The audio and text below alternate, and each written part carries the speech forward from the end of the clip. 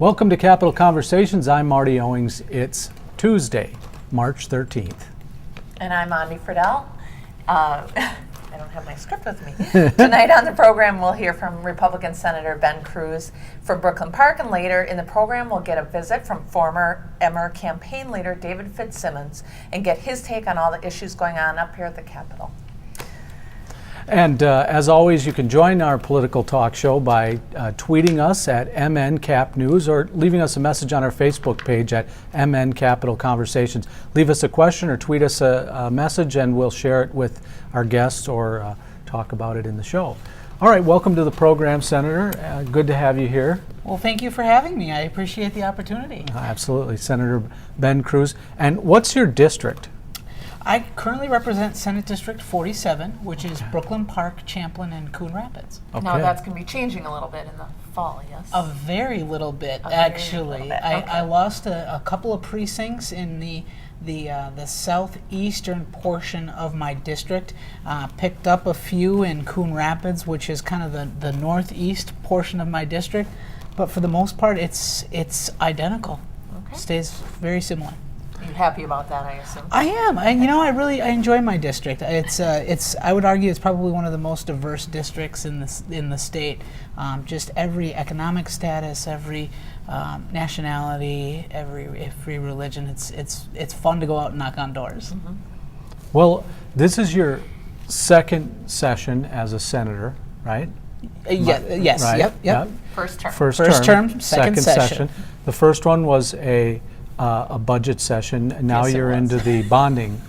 Only they did the bonding as well last year, I think. Right? Was it the year before? I forget. But No, they I did think- do the bonding Yeah, last year. they Yep. moved it ahead a little bit. Mm-hmm. Now the DFL has been critical of the GOP's plan to pay back the school shifts as a result of having to balance the budget. There was a couple of $1 billion moved around.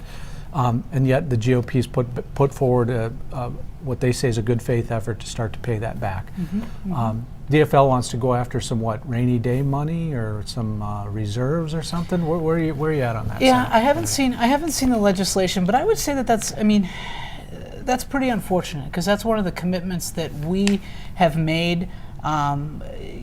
When we actually did that education shift, we knew that had to be a priority to pay that back right away. And as a matter of fact, statutorily, we're required to. The way the statutes are written, we pay back our cash flow account first, then we have a reserve account, which we pay back second, and then right after that, we pay back the school shift. And I think it's unfortunate that anybody would not want to do that, because I think it's an important thing that we need to pay those school kids back. I think it's also important to remember too that although we did have, if I'm not mistaken, it was right around $700 million in education shift. We inherited a $1.7 billion education shift when we took office. So there's quite a bit that need to be paid back. And Oh yeah, no one can just point to one party up here. Everybody's that's playing right. the shell game when it comes to big budget deficits. That's right. But let me ask you this. You said unfortunate that people wouldn't want to pay it back. Are you pointing the finger at your own party or at DFL folks who want to say let's use some of the reserve money to pay it back in full? You know, I would say that we should follow what is statutorily regulated and get it put back as soon as possible. We make those laws for a reason. We should follow them. Okay. All right. Well, I was looking on your Twitter site, and one of the things I wanted to follow up with is You're a tweeter. Occasionally, You dabble in tweets? I dabble very, very occasionally. you had recently met with the superintendent of a district in your community. Was that recently, or was It that may a little have been while a ago? while ago. Okay. Yeah. What were you hearing from them about the shifts, and was it hurting the Anoka-Hennepin schools? Anoka-Hennepin, which is one of the school districts Yeah. that I represented, honestly, of the concerns they have it's not up there on their priority list, to be honest with you. I think if I'm remembering the numbers correctly, it was about $200,000 that they paid in interests for the loans to kind of cover that education shift, which I mean, that is a large amount of money, but in the grand scheme of things, when you're talking about a school district the size of Anoka Hennepin, it's manageable. It's manageable. It's the biggest school district in the state, right? It is. It is. Yeah. And you know, Superintendent Carlson is the superintendent out there, and I've had plenty of conversations with him. And you know, without putting words in his mouth, I would say he was very happy to get some of the reforms that we brought forward, specifically the literacy by third grade program, because what that did was that actually rewarded his school district for things that it had been performing on for a very long time, and now they have access to money that I would humbly argue they probably should have been getting all along for the results that they were getting. But so I think he was more than willing to kind of trade that short-term shift to get some of those real reforms that are going to bring long-term benefit to the district.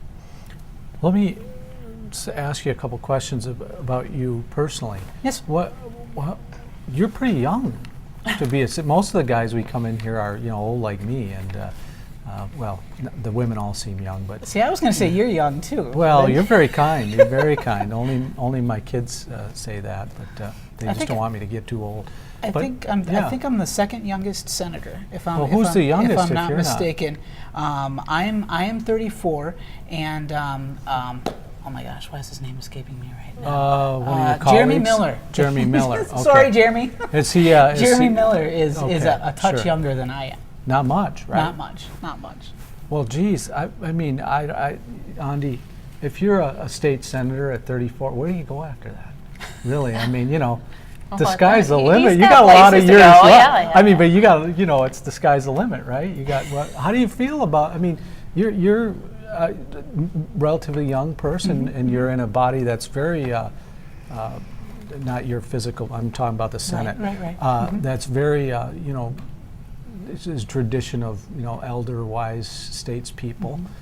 How does it feel to walk in this building, and has it rubbed off on you yet? Is it worn off, I mean, or are you still kind of in awe of the institution?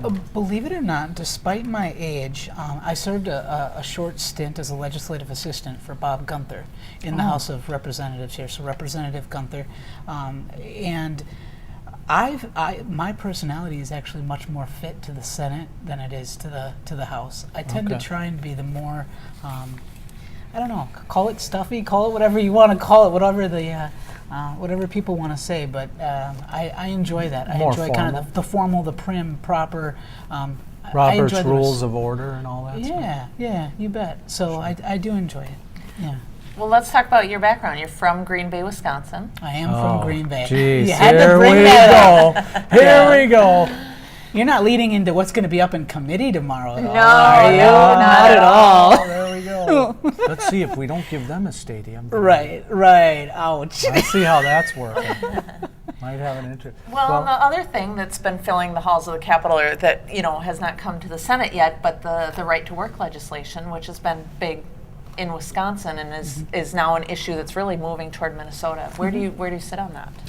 Well, you know, this is a very difficult decision for me to make on this legislation in particular. I represent a very blue collar Senate district. I got a lot of you know, blue collar workers that are union members, and I've heard split opinions from them. I'd say that they tend to be more supportive of the unions and keeping the status quo as opposed to putting the amendment on. But I've heard from especially a lot of my teachers, my younger teachers, who feel that they're being underrepresented, if represented at all, from their unions, that they would like the choice, whether to participate in unions or not. For me, it comes down to a matter of personal freedoms. And I don't think anyone should have to pay a price to be employed. I don't think anybody should be forced to, if they have an industry that they enjoy, they want to work in. They shouldn't have to pay to do that. And so that's really what it boils down to for me, and the reason why I'm going to be supporting it. I do think there's a valid argument to be made that if you're not going to pay those dues, then you shouldn't be able to reap any of the benefits that that union would have. So I think we need to make sure that we do draw that distinction, but I'm a big fan of allowing people the freedom to make those choices. We'll follow up on that, Senator. What is the, I mean, I think Minnesotans would be more attracted to the idea if it were just what you said. Mm-hmm. The problem is politicians get in the mix and try to, you know, it won't just be that in the amendment. It won't just be you'll have just a straight choice. It'll be other stuff, you know, eliminate collective bargaining, et cetera, et cetera. So unions say that, well, they feel they're under attack. Mm-hmm. What do you think there's any chance that a clean amendment could come out that just said Minnesotans should have the choice if they want to join a union or not, and it had nothing, strip out the collective bargaining, you know, stuff and all the rest of it? You think there's any chance of that happening? Well, you know, I'm one of 67 in the Senate, so take it for what it's worth. But I do believe that that's possible. I do believe that that's possible. Well, when you say that, that's like, is it possible? You know, Joe Mauer's going to play the whole season, or is that possible? The sun's going to come up tomorrow. Let me say this. I know that our caucus is concerned about the blue collar workers in this state. And I know that ultimately the heart of this caucus is to make sure that Minnesotans have jobs. Not just any jobs, but jobs that pay livable wages. And I think that's the true heart of the argument here. Which way do you get to that? And I think that we just have a different way of getting there, but we can get there. And so to answer your question completely, that's why I think there is a chance. I would say a moderate to very good chance that there will be a clean amendment to come out, and that it will simply be a choice and freedom. So the sort of opposite side of that argument is that most of the states that have the right to work legislation are southern states that don't have a lot of unions or collective bargaining, and that this is that a way to start of, you know, make a chink in the armor of the union strength here in Minnesota. Is it? Do you see it as that? I mean, this may seem like an innocuous piece, but does it lead to the next step? Well, do you understand how they feel threatened by it, or? You know, Well, what are you hearing? Yeah, I guess. Well, you do hear a little bit of that, and That it would lead to lower wages. You don't And buy that? here's the one thing that you will hear me. Do I think it's a chink in the armor? Do I think it's an attack? No. You know, obviously I can't speak for everybody, but I can speak for myself. No, it's not an attack. I care about people, and I would never want to do that. I would say that one of the things that frustrates me about our union friends was exactly what happened when we had the hearing in the Capitol yesterday. It almost really feels like a bullying mentality. And I know that may sound kind of strong and firm, but I really disagree with that. And because of the things that we have seen go on here at the Capitol recently, it makes me wonder, and this is coming from a guy who my parents are in a union. I'm from a union family. You know, I kind of wonder what types of pressure are being put on these folks. And to be perfectly honest, and this may be kind of blunt, but I wonder if they're getting the complete story. Because when I have an opportunity to sit down and talk with some of my constituents about these issues, when I go door to door and I knock and I tell them what I feel is the whole picture, it's a lot different. And I pride myself personally when the unions have in-district meetings. I show up. I'm not afraid to be in that room. They are my constituents. I care about them, and I think it's important to have those conversations. And the thing that I found off of doing that is sometimes you kind of get some people that start to see the other side. Maybe I would see a little bit more of a fleshed out picture, and it even has the potential to change some minds. When you said that, it struck me that it seems like more and more up here, if the group feels bullied, then they feel like they have to bully back. Pretty soon there's pretty soon people have that perception that they're. I think if the unions hadn't come up here in an organized way, there'd be people out there in the media in your party that would say, look, see, they're not that concerned about what we're doing, or you know what I mean? I just get the sense that that would have happened at a press conference, or you'd say, well, it must not be that big a deal. We didn't hear from the union. So I think they feel compelled to organize and make sure that people hear at least that's what they were saying. I think I just from from what I'm hearing from them. And I think I don't know if that's the case. Yeah. I know. Hard to predict what would have happened. It's hard to predict what would have happened, but I like I said, I'll go back to my original statement that I feel like I got a pretty good finger on the pulse of the folks in this caucus, and I think you would be hard pressed to see anybody coming out and grandstanding on this issue, if that's even the right word to use, grandstand on it and say, look, they didn't care, so we're doing this. No, I think this is about people, and we take it very seriously, and this is about making decisions that are right for Minnesota, the decisions that can help bring jobs to Minnesota and take care of people. So I would like to believe, and like you said, you never know what could have happened, but I would find it very hard to believe anybody would come out and start pointing fingers and say, look, they didn't care. I think it's very apparent that there are people who are passionate about these issues, and everybody's well aware of that.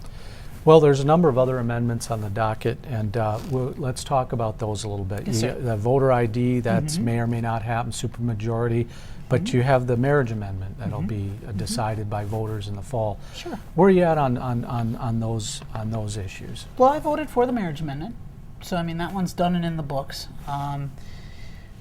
I think it's important to allow people that choice, and that's basically what that boiled down to. I have my own personal preferences, but I think when you're talking about one of these fundamental issues that I believe does belong in the Constitution, because it does have very enormous ramifications, where we're going as a society, and even I've seen studies that say it has economic ramifications, and I've seen a lot of things. I will personally be voting for the amendment, when it comes up on our ballot, but the reason that I voted to put it on the ballot was I believe it's a discussion that we need to have directly with the people. We need to let the people's voice be heard.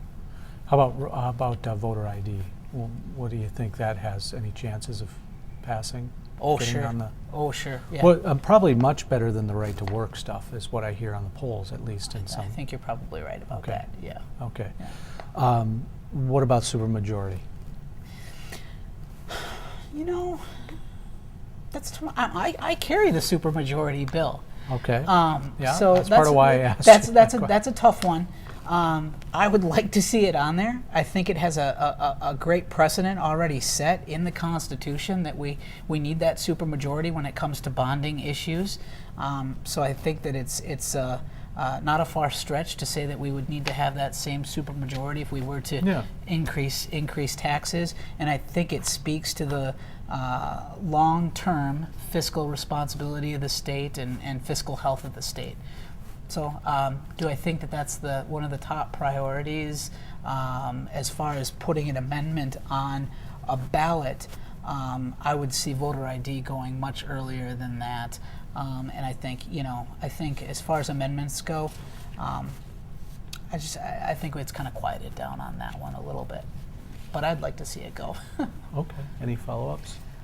No, I kind of have a go ahead. topic switch. So Sure. I have a list of some of your votes from last session in 2011, and one of them that I wanted to ask you about, because there was a commentary in the letters to the editor today of the Star Tribune about light rail transportation in the Southwest Corridor. Now I know that's different than your part of town, but it was the heads of chambers of commerce of Minneapolis, St. Paul, saying, we should have light rail, and one of your votes was to decrease that funding last session. What can you explain why you took that position?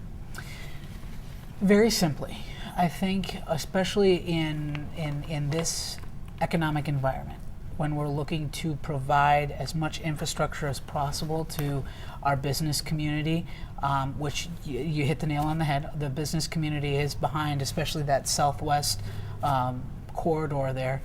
They are behind that. I voted for that because I think we should be focusing on highway infrastructure because it provides more fluid options for transportation. I think you can do things like bus rapid transit and other things which you can move around. You're not so locked into one path, so that if things change or you have a need in another area, it's much easier to adapt.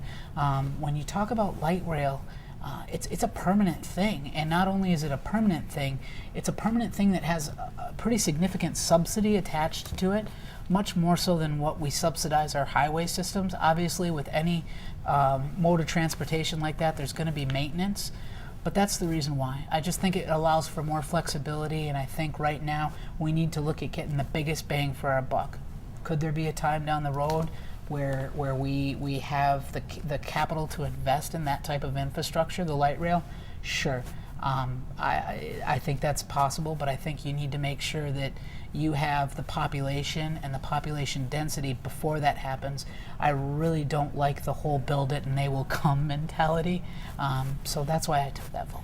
Well, and you have, I mean, that's kind of a growing area out toward the northwest. Very much When so. you talk about highway infrastructure, does that include widening highway, like making them bigger? Sure. Oh yeah, but even more so, I can give you a specific example up in my area, Highway 610. This is a project that has been on the books. I've seen, well, I haven't seen them personally, but I've heard people who have seen maps going back to the 40s that has this corridor on it, and to this day, it's 2 miles from being finished. I have businesses up in that area in Maple Grove and Brooklyn Park that have already said they are ready to come there, but they need that highway to be completed. Huge. That's kind of a road to nowhere, isn't It very much so. Just get to it and you're like, I've been on there. And that, where's this going? and that speaks to my frustration. I would like to see stuff like that where I know there's going to be an instant economic impact. I would rather invest our dollars in that. Well, we understand you have to get back to a committee. In between two, well, I'm on two committees right now that are at the same Speaker time. Swigum is waiting in the wings to haul you back down and Yeah. put you in committee. But we really appreciate you joining us tonight, Senator Kruse, and thank you for being our guest. And Yeah, it's nice to meet you and get a chance to talk to you. Well, it's been my pleasure, and anytime. I love to do it. thanks very much. Thank you. All right. We'll be right back after this brief pause, and we'll have David Fitzsimmons with us after this, and after this short break. We'll be right back after this.